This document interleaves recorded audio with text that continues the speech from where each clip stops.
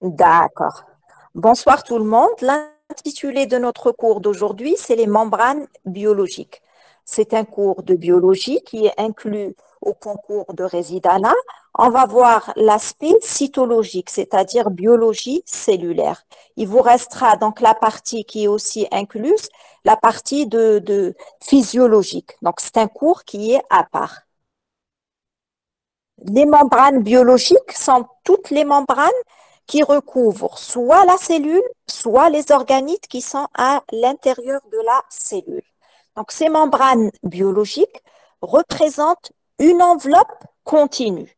C'est ça qui va envelopper la cellule ou bien ses organites. Elle constitue, je sais que c'est des notions ou bien des notions qui relèvent donc à la première année, c'est des notions anciennes. J'ai essayé de simplifier au maximum pour que vous reteniez l'essentiel, donc les choses hyper posables au concours de Résidana. On a dit que ces membranes représente une enveloppe continue. C'est une frontière entre le milieu intra- et extracellulaire. C'est une frontière, on va voir, asymétrique entre tout ce qui est à l'intérieur et à l'extérieur. Et elle constitue, on a toujours le terme de barrière, parce qu'elle va constituer une barrière, on a dit, entre l'extérieur et l'intérieur. Et c'est une barrière à perméabilité sélective. Donc, c'est une barrière qui est perméable, mais qui va sélectionner tout ce qui va rentrer et qui va sortir. Donc, elle va assurer le contrôle des entrées et des sorties, que ce soit donc de substances ou bien même de micro-organismes. On va voir ça avec plus de détails plus tard. On va voir maintenant la structure fine. Donc, la structure fine, c'est ce qu'on voit sous microscope, soit un microscope, parce qu'on sait, donc on parle de membrane biologique, on a dit, elle inclut la membrane de la cellule, plus la membrane des organites qui sont à l'intérieur. On sait que la cellule n'est visible que au microscope. Donc là, la structure fine, c'est ce qu'on voit soit au microscope optique, soit l'ultrastructure au microscope électronique. En microscopie optique, comment on va voir cette membrane? Donc la membrane, comme on la voit ici, donc c'est un frottis ici, la membrane, en microscopie optique, elle est visible sous forme d'un trait. Donc c'est un fin liseré. Elle est visible avec plus de détails en microscopie électronique. En microscopie électronique, on va avoir l'aspect tristratifié. Ça veut dire trois feuillets. Donc, elle fait une épaisseur donc, globale qui est de 7 environ jusqu'à 9 à 8 plutôt nanomètres, ce qui correspond environ à 75 angstroms, donc 7,5 nanomètres.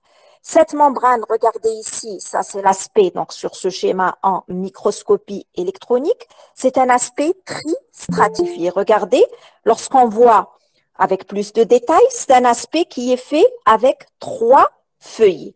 Donc nous avons deux feuillets foncés, donc on les appelle les feuillets osmiophiles. Je vais vous expliquer pourquoi on parle d'osmiophilie, parce que en microscopie électronique, on utilise un colorant et un fixateur qui est le tétroxyde d'osmium. Donc, c'est ça qui va nous donner cette coloration foncée. Les feuillets qui prennent beaucoup plus de couleurs, on les appelle osmiophiles parce qu'ils aiment la coloration. Donc, deux feuillets osmiophiles de part et d'autre, chacun font environ 2,5 nanomètres. Et on a un feuillet au milieu qui est un feuillet clair. Donc, puisqu'il est clair, on dit qu'il est osmiophobe et il fait 3 nanomètres de diamètre. Donc, l'aspect tristratifié de trois feuillets n'est visible qu'en microscopie électronique. On a dit l'optique, on voit uniquement un liseré, c'est-à-dire un trait. En électronique, on a deux feuillets foncés, pris et plus un feuillet plutôt clair. Le feuillet clair, il est pris en sandwich entre les deux feuillets foncés. Donc, c'est ça la structure fine.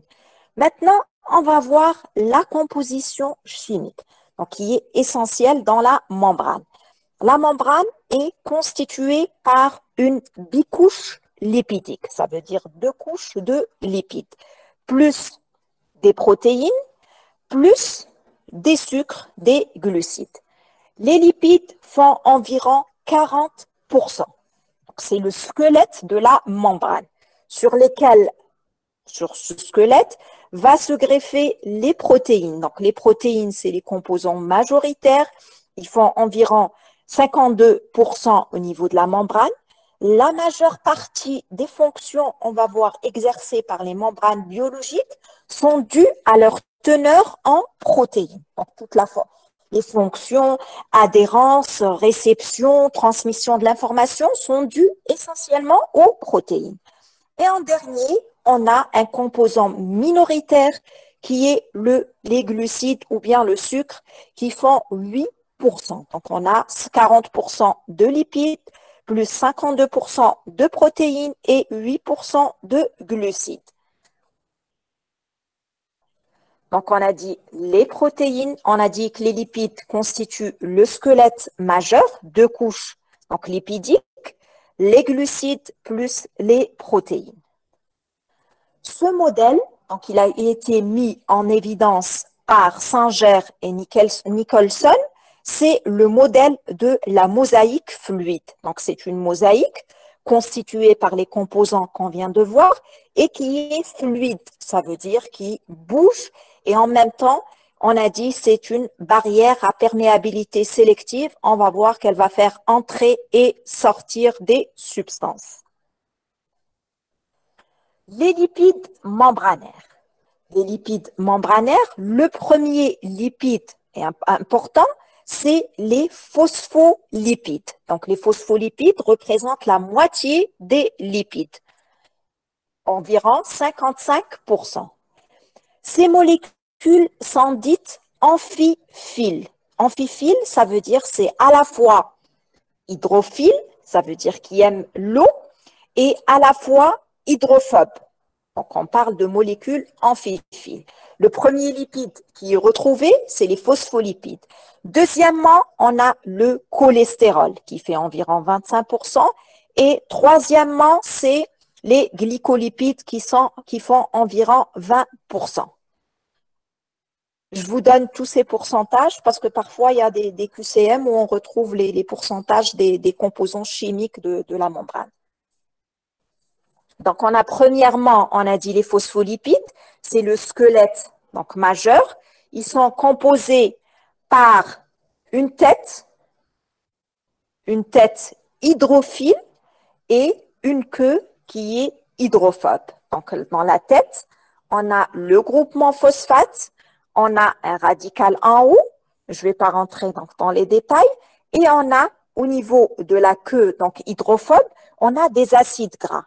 On a 2 chaînes d'acides gras. Regardez, une chaîne qui est saturée et une chaîne qui est insaturée. Donc, c'est cette chaîne insaturée qui est responsable des mouvements de la membrane. Donc, plus on a de chaînes insaturées, plus la membrane, elle va bouger. Regardez, donc, la membrane, elle sera plus fluide. On va voir ça en détail. Donc, on a dit les composants lipidiques majoritaires sont les phospholipides, avec une tête hydrophile et une queue hydrophobe. C'est pour ça qu'on parle de molécules amphiphiles. Donc, je vais vous donner les 2 principaux phospholipides qu'on retrouve dans les membranes. On a les glycérophospholipides et les sphingophospholipides. Ces phospholipides ont une particularité. Lorsqu'on les met dans l'eau, on sait qu'on a une partie, on a dit, qui aime l'eau, qui est dite hydrophile, et une partie qui n'aime pas l'eau, qui est dite donc hydrophobe. Lorsqu'on les met, on les plonge dans l'eau, ils vont former ces petites sphères qu'on appelle les micelles. Donc, c'est une particularité des phospholipides.